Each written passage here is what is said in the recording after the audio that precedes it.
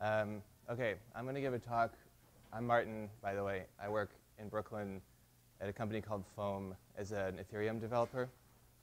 And I've been an Ethereum developer for about a year and a half or so, which is about 20 years blockchain time. So it's like pretty new technology, and the space is full of a lot of hopeful ideas and a lot of really bad ones. And it's hard to distinguish anymore, like the good from the bad from the outside point of view, but it's interesting when you get close up, and I'm trying to give like at least a demonstration to show you that if you wanted to go do some things with this, you could, despite all of the negative attention that gets put on the developer tooling in this area. So this is a talk called Functional Ethereum. It's kind of a pun, because Ethereum is like the least functional programming experience you've ever had in some ways, but also because like a lot of the tools are broken. And I'm mostly going to talk at the beginning about Ethereum and cats, because cats are one of the most popular things that happened in the last 6 months on this platform. So there's this, has anybody heard of CryptoKitties? Does anybody know what they are? Okay, that's fun. So like, basically, CryptoKitties was like kind of an accident that it became popular, in the sense that it was like the first thing that was like that used this technology called a non-fungible token to model digital assets on Ethereum. So these are pictures of cats, and that's basically what you're buying, is a digital cat. It's like a Tamagotchi in some ways. And it's not super interesting to a lot of people, but what it represents is like this idea that like I can own something on Ethereum, and I can be the only person who can prove that I own this thing, and I can transfer it in whatever way that I want. And if I want to attach metadata to this thing, like the rights under which somebody can use it, I can do that all programmatically. And it gets hosted on this really big, expensive, slow computer. And it turns out that these things are worth a lot of money. They had a much more bullish streak back here in December, but today it's still worth over $12 million as like an enterprise. There's like $12 million wrapped up in CryptoKitties. So it's not a joke. And this is a graph that shows, which is kind of not rendering super well, but this is a graph of the total market cap of Ethereum, which is the second highest in terms of cryptocurrency market caps, second to Bitcoin, although it's a little bit more complicated because they're all kind of moving together. What's interesting about this graph is that, okay, like people look at the market cap of Ethereum, but what they don't really include in that information is like, what is the sum of the value of all the assets that are also maintained by Ethereum? And like, so while it has like a $80 billion market cap currently, that doesn't really include like the value, for example, of all the CryptoKitties or all of the like, you know, Airbnb tokens or whatever people make on this platform.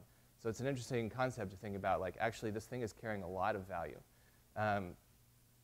So like I'm going to talk about some of the tooling and less about the like timeshare program that I want to sell you about my new coin. So like I'm going to talk about this kitty monitor, which is the first non-trivial thing that I made using this library that I wrote called purescript Web3. Web3 is the general term for the APIs that are exposed by Ethereum clients. And I'm a functional programmer, and I don't really actually even know how to do anything else. So I was not able to use JavaScript in order to interact with it like everybody else. I had to write my own stuff. And the first thing I wrote was this thing called the kitty monitor. And it was a thing that I demoed at a different talk. It's hosted on this. All these slides are also hosted. Like, so basically, like what you're looking at is a real-time monitor that's trying to pull kitties that are currently being sold.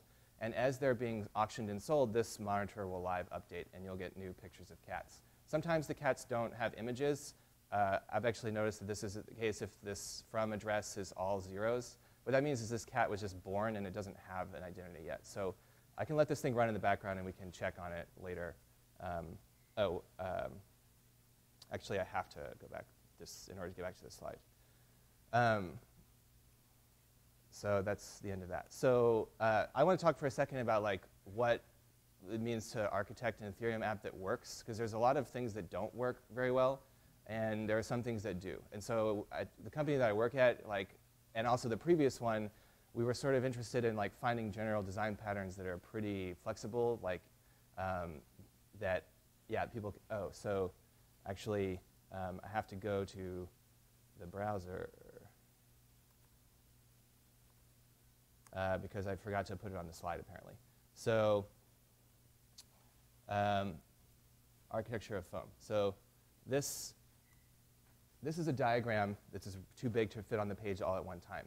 But the idea is like a loop, basically. So like Ethereum applications, they like all run on this, what I would call like this lower right-hand corner. It's just a box of Ethereum nodes. So these are like P2P nodes that like just chatter all the time together and try to update the state machine in a way that they all agree on is going to be like reproducible and is cryptographic. So the Ethereum nodes are sort of like powering this whole thing, but like at some point data has to go in from the outside world, and at some point that data has to be processed by Ethereum and then like emitted in the forms of logs or somehow alerts or state updates so everybody can continue using that information to put in new one. So Ethereum is not like a process that just runs forever, like an API. It has to be like poked in order to do something. Like I have to poke it with this bytecode that I wanted to run, and it doesn't do anything otherwise. So the way that people usually do that is, and they're used to, is like apps, like your phone apps or like your browser apps or whatever, which is like up here in this section to the top right-hand corner. So I'm going to start this like loop at this part. So the loop is like your app that talks to Ethereum unidirectionally. It might read state in order to know how to template your desires or your state update desires, but it's essentially like all transactions emanate from this app. They process through these like directly, like by talking to an Ethereum client, which updates the state machine. The state machine then emits some logs publicly. Everybody gets to see all the logs. That's like the point. At which point, like your job or our job is to pick it up in some sort of stream processing program and like pipe it through and shove it into databases which are not Ethereum, because Ethereum is like a really interesting data storage format, but it's terrible for high performance queries that would enable you to like run apps and stuff. So the idea is like shove it into Postgres. If it makes sense, put it in Elasticsearch, put it in Redis, pipe it over some pub sub channel, whatever. So this indexer is sort of like writing all this into some database. And then we pick it up on the, for read access in interesting ways that are via REST APIs. So here we expose things like GraphQL interfaces or like general sort of like Postgres wrapper type things. At which point it's then ready to be consumed again by your app, making this like loop kind of close. So it's not like Ethereum is just a computer that you can just like run like it was some backend service. You have to like put a lot of stuff around it in order to make it usable and fast. And so now I want to like get into some examples about this. So like this is sort of the most common example of an Ethereum application. It's a token. So everybody mints tokens, and they're not just like minting their own tokens off these one-off like. Okay, so if you don't know, like there's a language that this machine runs. It's some bytecode language. There's a high-level language called Solidity, which compiles to this bytecode. So Solidity is the most common way to write programs that run on Ethereum. And this is an example of an interface for a Solidity contract. It's a token interface. You can see that it has things like total supply to get all the balance of all, to the total supply of all the tokens. I can ask for the balance of a particular address. I can transfer from one address to another. I can approve a transfer to happen. Down here at the bottom, you see these events. These are these log emitting mechanisms that I was talking about. So the fact that tokens were transferred from one account to another gets emitted as a log via this event structure. This contract will do something interesting, like when it's compiled, it will produce something called an ABI, which stands for an application binary interface. It's sort of like the human readable form of how to interact with this contract. It's emitted as this JSON artifact.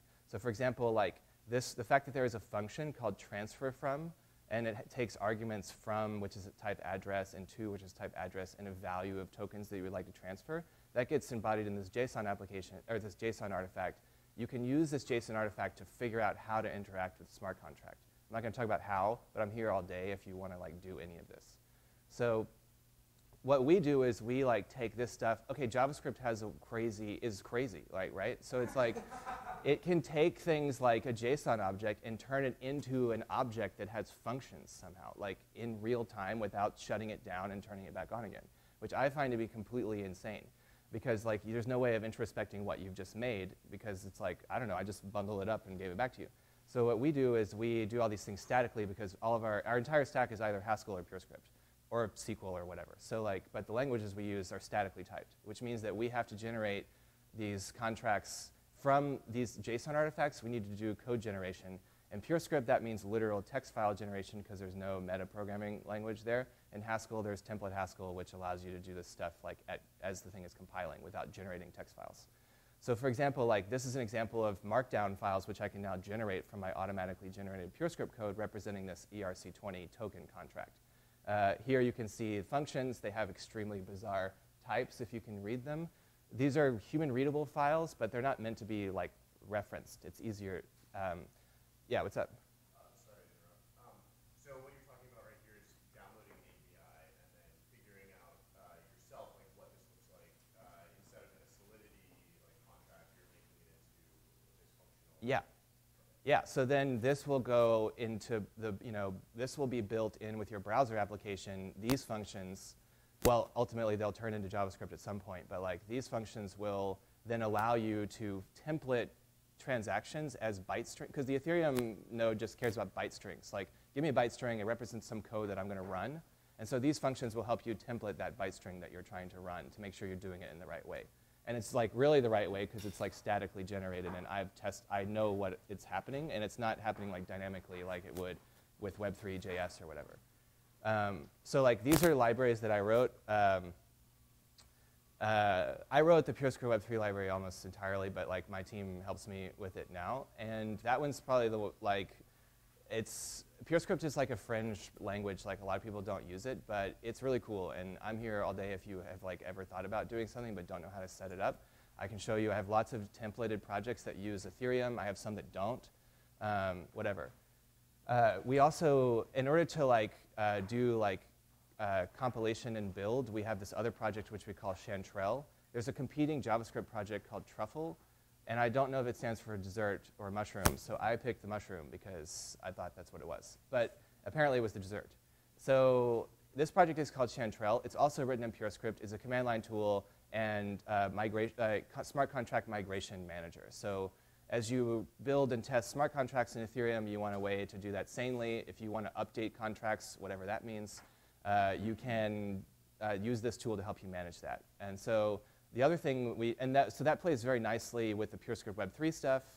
And so it's also meant to help you bootstrap like browser applications. And then there's HS Web3, which is the Haskell Web3. I did not start that project, but I did work on it a lot.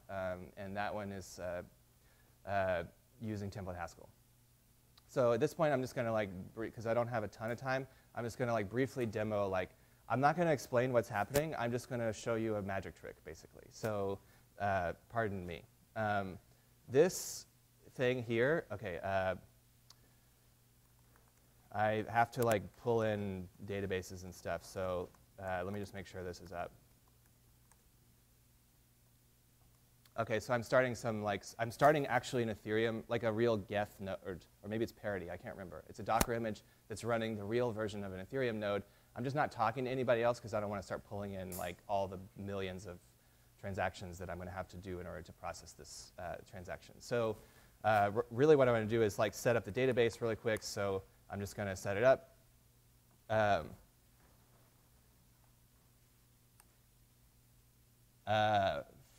I am getting that I can't for some reason.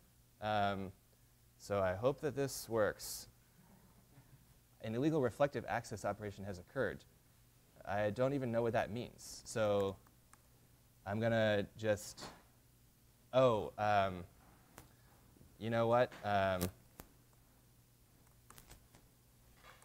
Pardon me, I'm just going to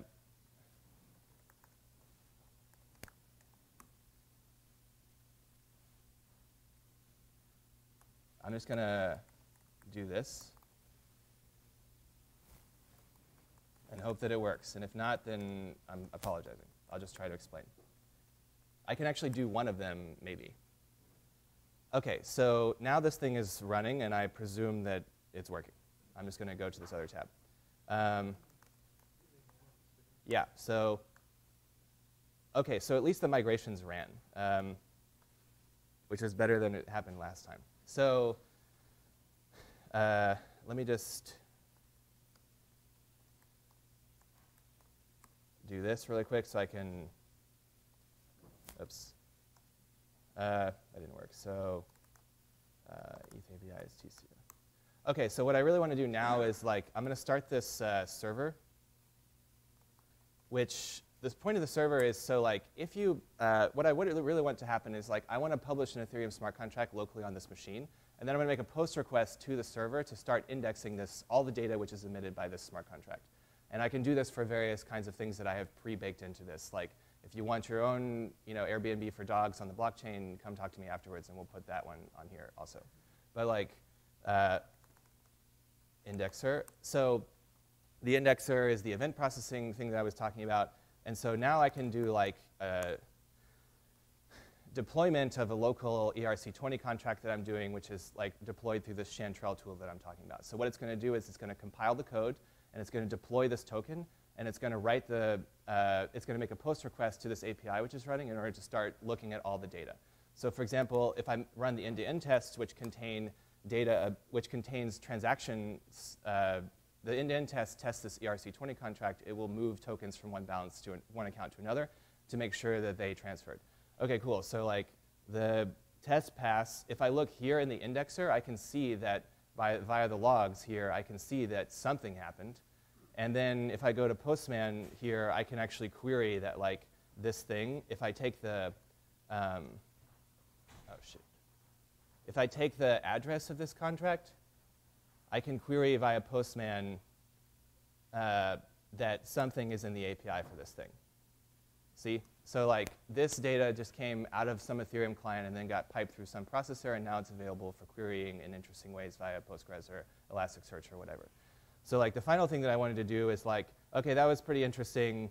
Now what happens if so I'm running this locally or whatever. So like what I'm going to do now is like turn off the indexer, but I'm going to actually start it up. Oh, let me make sure I'm running this tunnel. I got to start up this VPN connection, because the thing about running Ethereum nodes is it's actually a lot harder than just like plugging in a torrent client or whatever. If you want to run in a mainnet Ethereum node, it requires a lot of DevOps maintenance. It's not like an easy thing.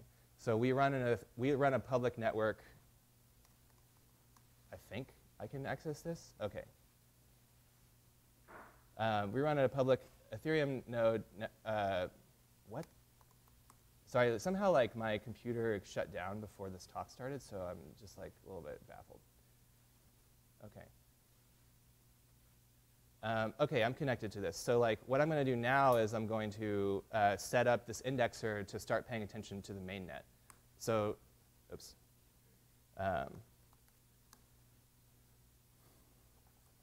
So whatever, it has to compile. But right now, what this indexer is going to start doing is start looking at data coming in from mainnet Ethereum. So this is like the real world where real money happens,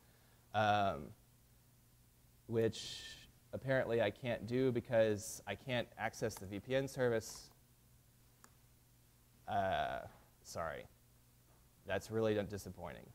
I'm also like totally blown away at how pixelated this looks from this side. So I may not be able to do this in the time because my time is basically up, I think.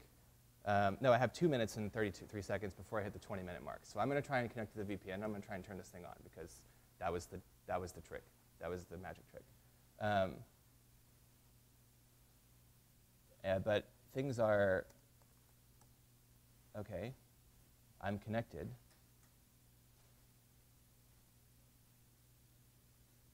And somehow this terminal application is, well, it would if you had a, well, if you have an enterprise account with them, it might work. Okay, so I am connected to the VPN. So like, what I'm going to do is just shut down the, I think the terminal just like, was tired. So let's see what happens here. Okay, now it's that's working. So I need to turn the API on. The APIs. For some reason, this project still has this old name. So yeah, the server is up. So now what I'm going to do is post in this. This is the JSON format for the thing that you would need in order to start indexing a contract. It's basically like metadata about the time and the conditions under which it was deployed. And this is the Omisa Go contract. AmizaGo is like a token that's really popular. It has tons of hits, so it's really easy to do this for. So if I just hit send here, and then try to go back to the terminal, okay, I got a 200 here. The indexer, if I look here, it's silent, but now it's going to start pulling in stuff. And so now it's starting basically the time that AmizaGo was deployed, and it's going to catch itself up to speed at roughly like 100 transactions per second until it gets up to speed, at which point it will just hang. And the best part is about this is I can just turn this off and on. It doesn't matter. Like, I have the ability to checkpoint where I'm at, and also to handle like peculiarities of like the blockchain's like ability to reorganize itself at certain times. So it's an interesting project. That's basically the demo. There's like, yeah, so now it's starting back up again. Anyway, I will not take any questions because there are coming later. Yeah.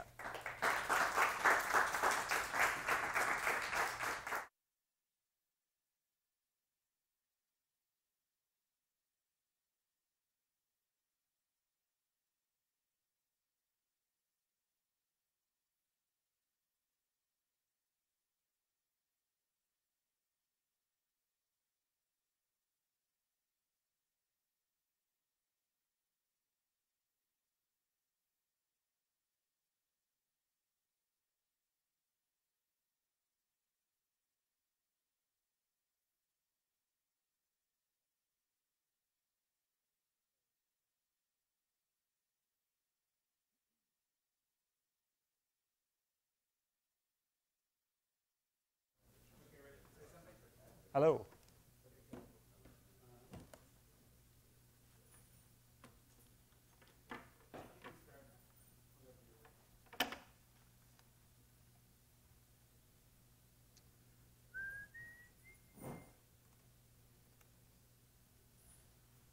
Just make sure my private key isn't on the screen.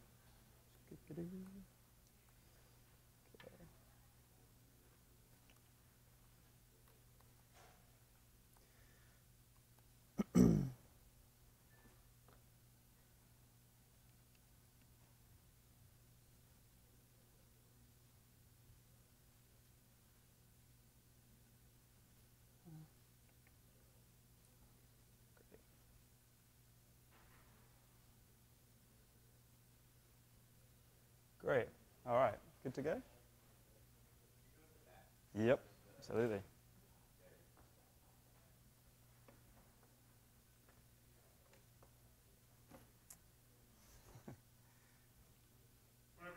Great.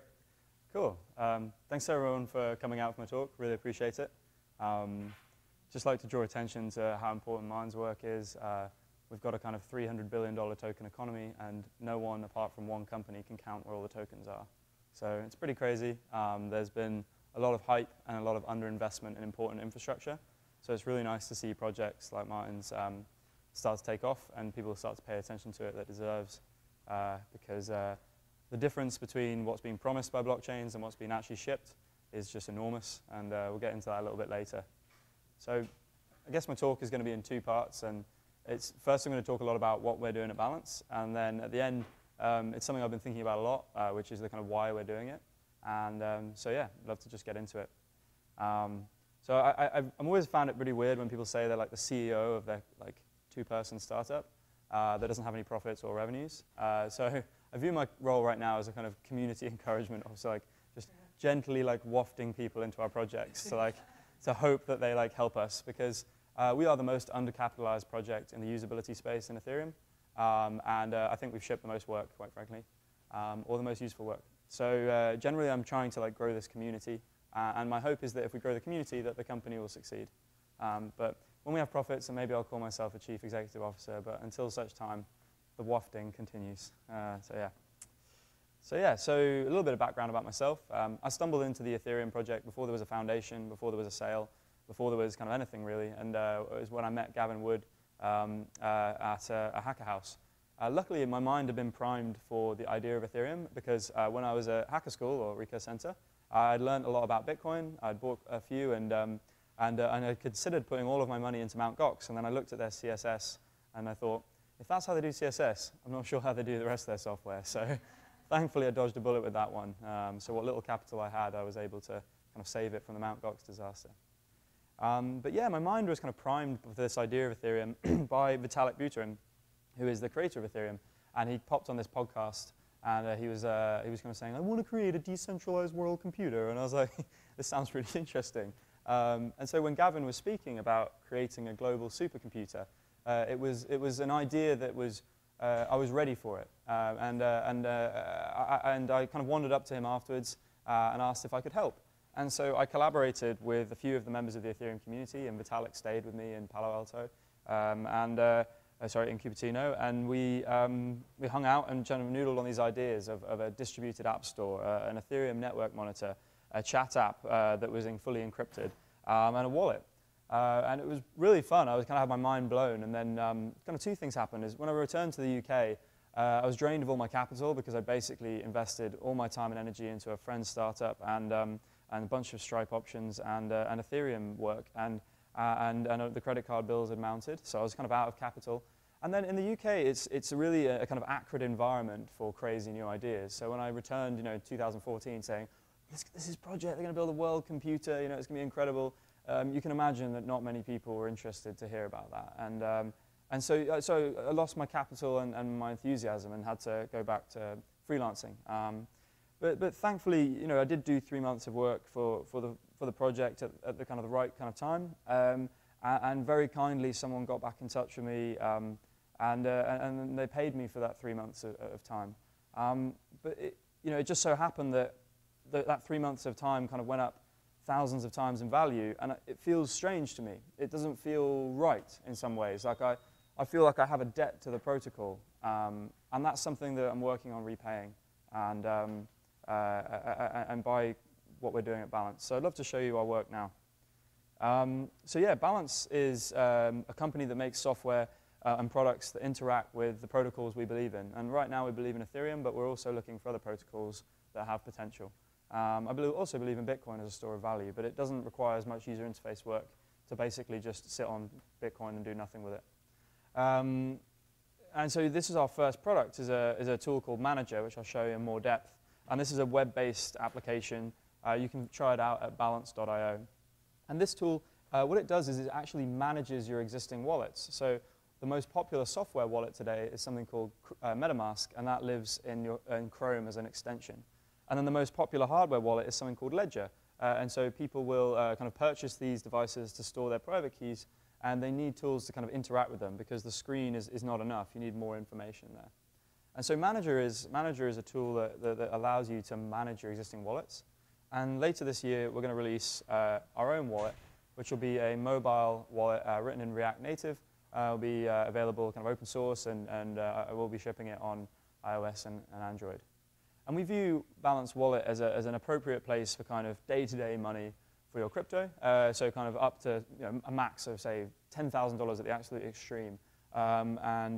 Later, after we kind of ship Balance Wallet, our focus will be on creating a multi-signature wallet that regular folks can use. So multi-sig is the ideal way to kind of manage access to your funds, but it's very hard for regular folks to use, and that'll be branded as Balance Safe. So we've got a lot of work to do, but we're really encouraged by the response to Manager, and we're excited to get Wallet out in the wild. So yeah, just to show you how it works, if you had the Chrome extension installed, MetaMask, you could just click that button, and then you'll taken to an overview of your funds, and you can kind of see like the different tokens that you've got. And then one of the products we're launching very soon can send them as well. And while these things seem relatively simple, like actually sending a token with almost any of the other tools is an unbelievable process. It takes like 35 clicks or something.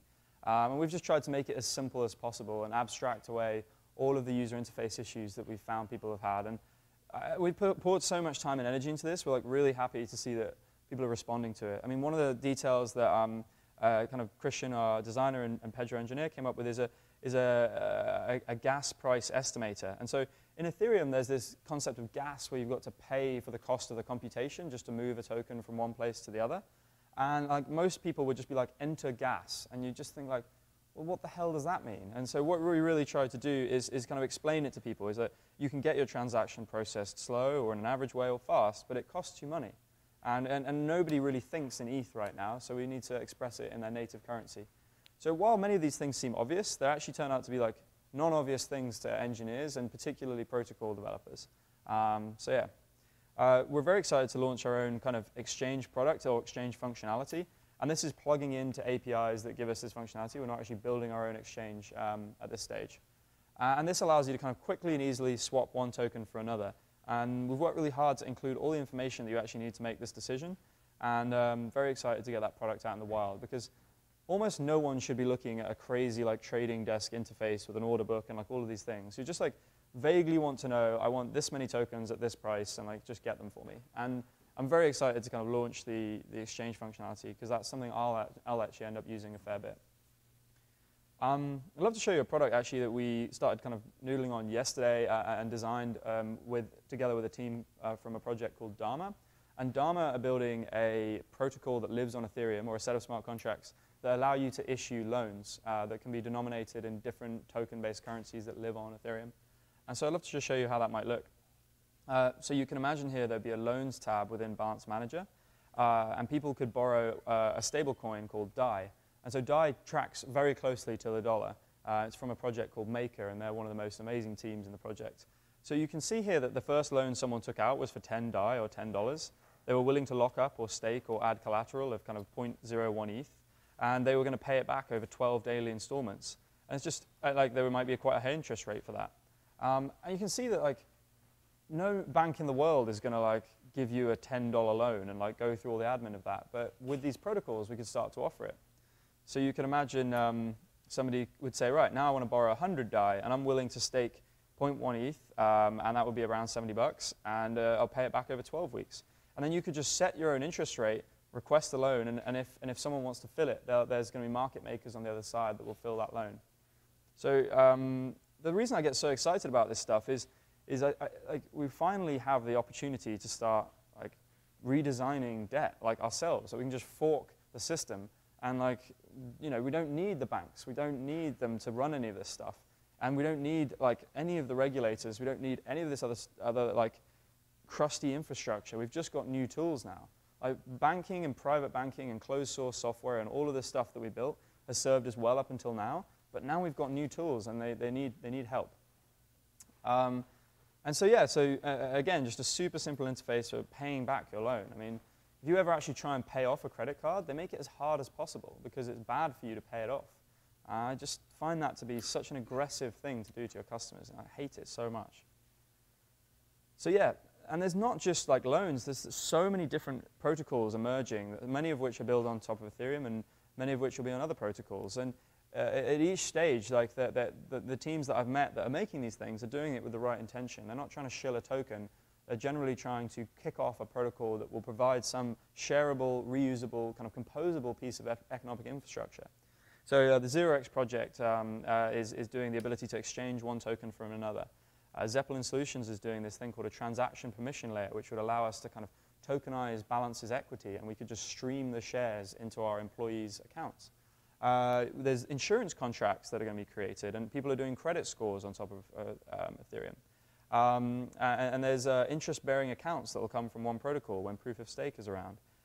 There's so much interesting stuff being built, and it's like this common economic infrastructure where anyone can fork it or anyone can contribute to it, anyone can get involved, or anyone can kind of change the system. Like if you don't like a fee that Balance is going to charge you, just fork us and like run the software yourself, and that's totally fine. And I think that this opportunity to like fork our financial system and improve upon it is unprecedented and pretty exciting. Here's some kind of work in progress on the wallet. We're trying to get better at sharing work as it comes along rather than just the polished stuff. So yeah, this will be our mobile wallet. One of the areas you could join the community is we use this tool called Spectrum, which is like a really nice forum piece of software. And so if you'd like to jump in, it's spectrum.chat/balance. And our GitHub for all our work right now is balance-io. The next thing I'd like to show you is this protocol we've come up with called Wallet Connect. And Wallet Connect is solving the problem of allowing you to connect a mobile wallet to a web-based distributed application. So the state of the art today is that people need to install a Chrome extension to access a distributed app. And regular folks aren't even familiar with what a Chrome extension is. And they're certainly not comfortable with putting kind of their net worth into a Chrome extension. So it's or even just hundreds of dollars. It's just a very nerve-wracking thing to do. And so what we've tried to do here is recreate the user experience of WhatsApp, whereby where if you log into the web-based WhatsApp app, you are presented with a QR code, you scan it with your phone, and then it establishes a secure connection between your phone and the web app. So let me just show you how this would look with some of the most popular dApps. And to really say is that we kind of hope, we view this as like Bluetooth, where you have a set of expectations when you know about Bluetooth, that this piece of hardware can talk to this piece of hardware. And in the same way, we want it, like any wallet to be able to talk to any distributed application or dApp. And so yeah, everyone references the CryptoKitties because it is the killer dApp, because it killed the Ethereum network, because the Ethereum network is a slow, crusty system that doesn't move very quickly. But it's the best we have. And so we're working with the CryptoKitties team to try and get Wallet Connect set up with them. And so you can imagine that if people want to log in, they could either use MetaMask, which they have already, or they can use Wallet Connect. And this would involve the QR code popping up and then scanning it on Balance Wallet or any other wallet that supports the Wallet Connect standard. And then they could confirm the transaction on their phone. So this means that people aren't tapping on a Chrome extension. They are accessing and kind of managing their money on their phone, and they're confirming transactions in that environment. And then one of the most popular dApps that actually does something serious is Radar Relay. And this is an exchange for tokens that's built on the ZRX protocol. And so we're working with the Radar Relay team to kind of get Wallet Connect integrated there. And then at that point, people will be able to kind of confirm their trades on the phone instead of needing to use a ledger or MetaMask all the time.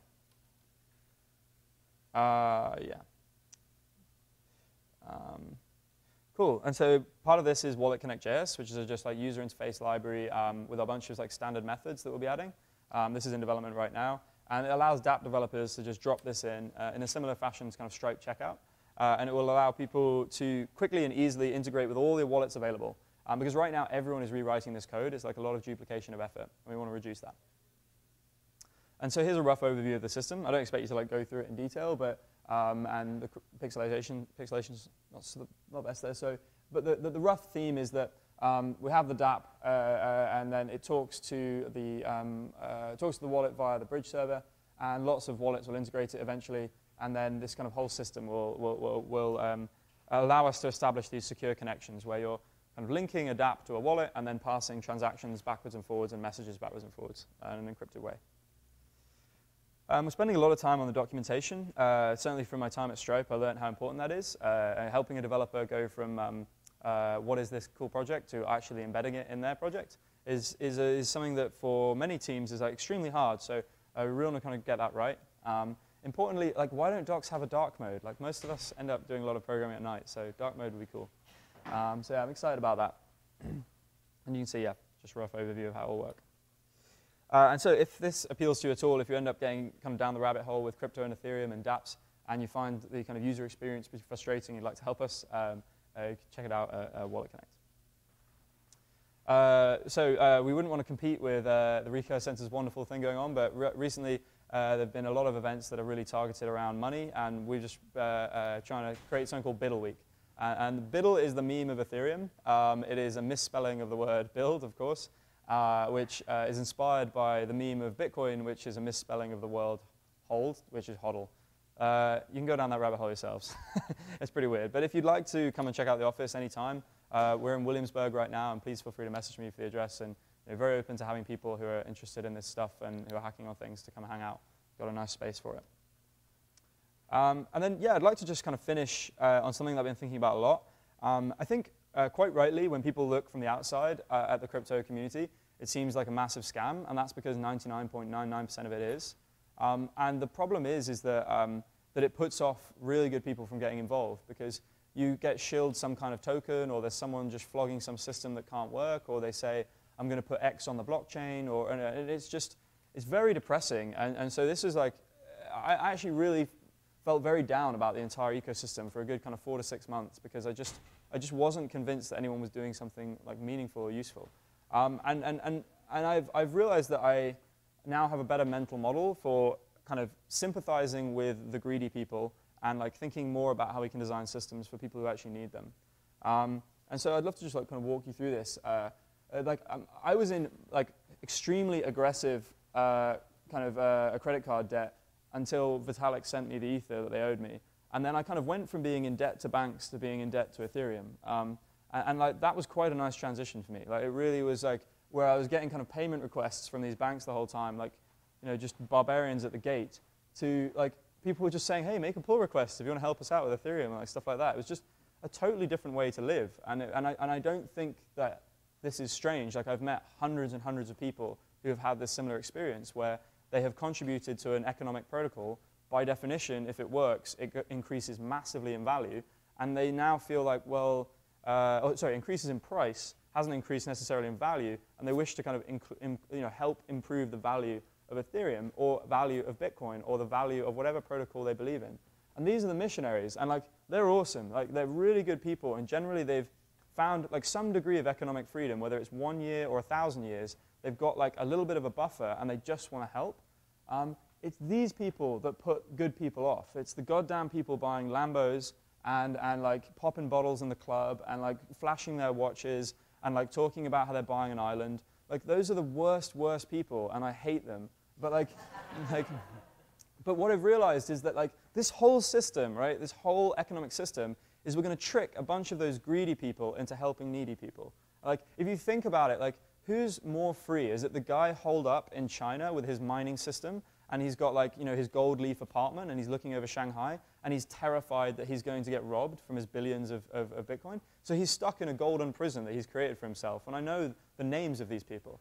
Or like, who's more free? Or is it the people in Argentina who are storing their wealth, and they just want to store like $1,000 of wealth, and it's grown, and they're able to pay for their kids' medicine? And I know those people as well. And so I laugh when these like super greedy, like flashy miner, like running kind of mercenaries don't realize that what they're actually doing is they're just pawns in Satoshi's game, and they're helping the people who need them. And like, and that's how I feel okay about the greed now, is I'm just like, I'm going to just channel your capital. And I like to say that their dumb money is securing my smart contract. And it really helps me feel better and sleep at night. And so what we need more smart people like Martin and others to actually write more of these smart contracts and like write more of these protocols and contribute to this economic infrastructure, because we need to trick more greedy people into helping needy people. And it's really fun once you view it like that. So yeah, that's really where I want to leave it. And if any of you are curious at all or have any questions about crypto, I'm going to be around for an hour or so. And please feel free to direct message me on Twitter. I do keep trying to use Zulip, but sometimes I struggle. I'm available almost all the time on Twitter, so please feel free to ping me. And thank you so much for your time.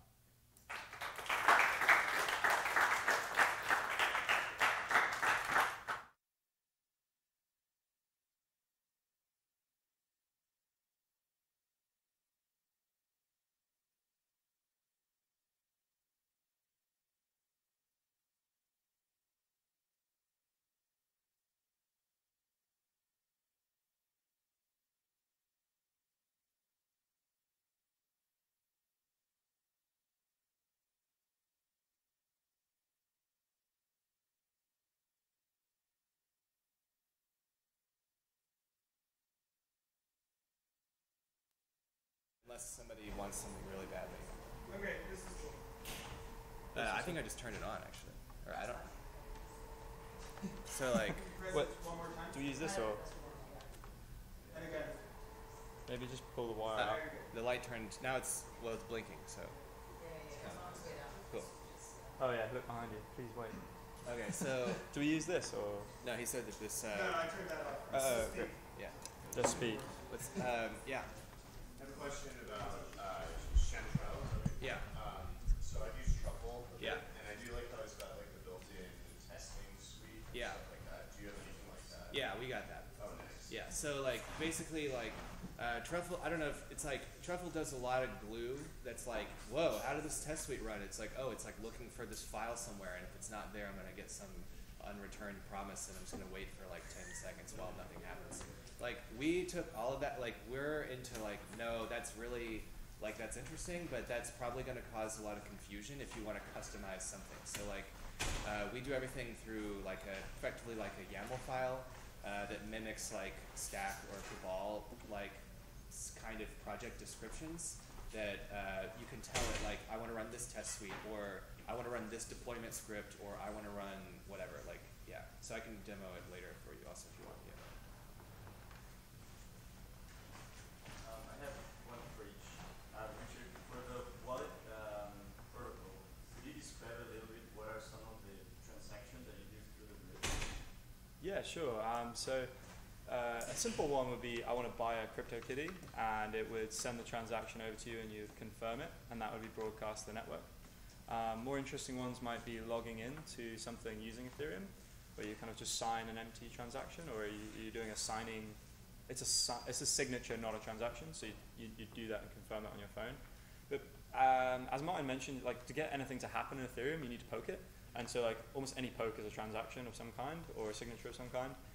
We just believe that like confirming that on your phone is more natural to users than confirming it in a Chrome extension. And how do you deal, this is kind of like a follow-up question, how do you deal with events that might occur in the background and you want, for example, you get paid, do you constantly poll through the grid or is there like a subscription? So there's several protocols that are introducing the concept of time to Ethereum because it doesn't have that. It's really just a kind of an input-output state machine. Some of them are pretty interesting. Some of them have like white papers that say things like, we are bringing the essence of time to the world and to programming. So like all that stuff needs to be worked out, which is another interesting area to be worked on. Just to respond to that real quick, so in terms of if you're trying to get an incoming transaction or anything, essentially on your node, you would be either adding a filter of some sort or just looking at every single transaction to see if what you're interested in is that transaction. Yeah, I mean, I kind of get that part, and I'm not really familiar with like how Ethereum nodes work, but how would the bridge kind of notify the client that there's a new transaction? Oh, well, so there is a concept of a push notification system that you can opt into, but that would actually be a wallet that would be opted into that to provide that. Otherwise, that would be a full And the question for you, Martin. Yeah. So you're basically normalizing the Ethereum state in like Postgres, for example. Yeah. There are some things that can be easily normalized, like what is the address of the contract? But Yeah. what about the internal state of the contract? Yeah, so, yeah. How do you deal with that? And with purescript especially. Yeah, so you can't really do that. I worked at a company before this that was called Block Apps that they had built their own. We built blockchains like from scratch. So we had an Ethereum client that we made there in Haskell. And it's now used for private service agreements only. And that thing had crazy connectors to like basically look at what's sort of like the state diff is what we called it. So like it's like Git in the sense that like it's a very effective cryptographic data storage model that like sort of has indexes into time. And so like if you look at time as being indexed by a block, for example, like a block comes in, that indicates a new increment of time where the state of the whole system is now different. But it's kept in these like efficient trees effectively that can model this like Git Merkle trees or whatever. So you can diff these, and then what ends up happening is you can see like what accounts changed and how did they change, because then you can, once you diff them, you can decode that and figure out what actually happened. But that's a really special like low-level Kafka plugin that we had made for this, and like nobody else has that. So you cannot monitor the state of the system at that level unless they're exposing it via these event logs. You can have events that like would cause you to then go back in and try to like make a cache of like something that you are looking for specifically, but you can't do that in general without like a really close monitoring system that's built into the node, which nobody has except for Block Apps. But is that about the internal state of the contract? Yes. So like, yeah.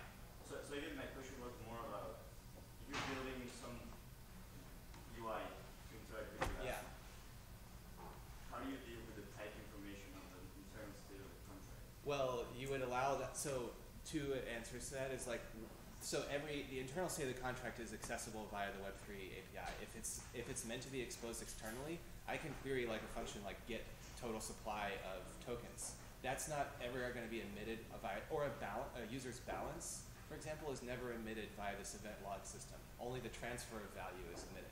So like, if you wanted to do, for example, like balances, then you could do one of two things. You could do something really dumb, like do a fold over all of the transfers that ever happened and try to like update some number as you fold. Or you could just ask the Web3 API, like get balance of and supply the user's address as an argument. So there's kind of like two different state things that are happening. One is this log, and so for example, the transfers are not kept in internal state. So like you can't ask the Ethereum smart contract for the history of all of its transfers. Those are ephemerally emitted. So like it's kind of a balancing act, and like if you want to get into like the really, like your app is like really needs to know some specific stuff, you're gonna have to custom build it. Yeah. As you can see, the development environment for all this stuff is not great. Yeah. Lots of work to do.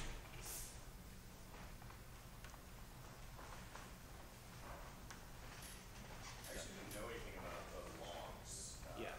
Can you just expand on that a little bit? Like, Yeah. Okay, sorry, go ahead. So logs are like, it's a built-in like opcode to like emit a log, and like what it is that you're emitting is dependent on the particulars of the contracts. But like what that effectively does is makes a computation to like that's going to store a value so that when the transaction ends, it's going to report all of the logs that is accumulated, and those will be they actually, you can see them, for example, in the block. So the block itself has like a Merkle root of the logs, all of the logs that were emitted in this block. And then if you want to actually get them, you can query it and use this Merkle root as a pointer and ask the Web3 node to please give me all the logs that just were emitted. And what that effectively is a mapping of like transaction hash to all the logs that this transaction emitted, and then decoding them is up to you. You have to know what you're looking for. Do the all smart contracts give like the same logs? No, you define You them. define them. Yeah. Okay, so like what this data you're bringing in, it has to be for like the contracts you bring. Yeah, so you need to know how to decode it, and that there's like it's a binary encoding. It's a codec that they made up in order to do this. It's like similar to JSON but more confusing. So like that's how I can template. It's in a similar way that like you can derive generic instances for JSON in languages like Haskell. I have it so that you can derive generic instances for types which are created by reading this ABI. And so you don't have to program any of that yourself. You'll just get like a high level interface that looks, the function names, etc. are what you program them in your smart contract. Assuming that the names are valid Haskell or PureScript names, but you can fudge those as well, like programmatically.